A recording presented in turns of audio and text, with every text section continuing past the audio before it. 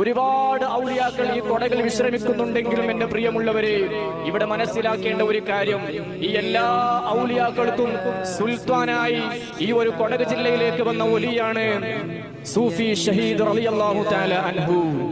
പക്ഷേ സൂഫി ഷഹീദ് റളിയല്ലാഹു തആല അൻഹുവിന്റെ പേരെന്താണ് അത് വ്യക്തമല്ല. ഒരു സൂഫിയായ ജീവിതം നയിച്ചു, ആരോടും സന്തോഷത്തോടുകൂടെ, ആരോടും വിദ്വേഷമില്ലാതെ, ആരോടും പകയില്ലാതെ, എല്ലാവരെയും, എല്ലാ ജാതിക്കാരെയും, എല്ലാ മതക്കാരെയും ഒറ്റ കണ്ണിൽ കണ്ട മഹാനായ സൂഫി ഷഹീദ് റളിയല്ലാഹു തആല അൻഹു.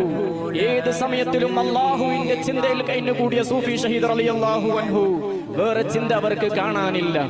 ഏത് സമയത്തും അല്ലാഹുവിന്റെ ചിന്തയാണ്. അലാ കുല്ലു ഷൈഇൻ മാ ഖലല്ലാഹു ബാതിലുൻ വകുല്ലു നഈമിൻ ലാ മഹാലത സാഹിലു.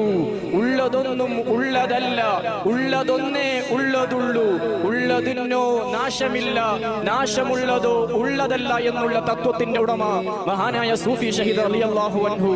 അവർക്ക് ഇവിടെ ഒന്നും ഒരു പ്രശ്നവുമല്ല. അല്ലാഹുവിന്റെ ഏക ചിന്ത മാത്രമാണ് അവർക്കുള്ളത്.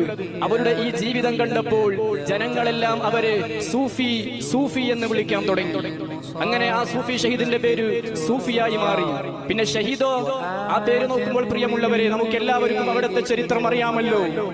മഹാനായ സൂഫി ഷഹീദ് റളിയല്ലാഹു അൻഹുവിന്റെ അവസാനം അത് ഷഹീദിലൂടെ ആയിരുന്നു എന്ന കാരണം കൊണ്ട് ജനങ്ങളെല്ലാവരും കൂട്ടി വിളിക്കാൻ തുടങ്ങി സൂഫി ഷഹീദ്, സൂഫി ഷഹീദ് റളിയല്ലാഹു അൻഹു എന്നെ പ്രിയമുള്ള മുഅ്മിനീങ്ങളെ. ഇങ്ങനെയാണ് മഹാനായ സൂഫി ഷഹീദ് റളിയല്ലാഹു തആല അൻഹുവിന്റെ പേര് ലഭിച്ചത്.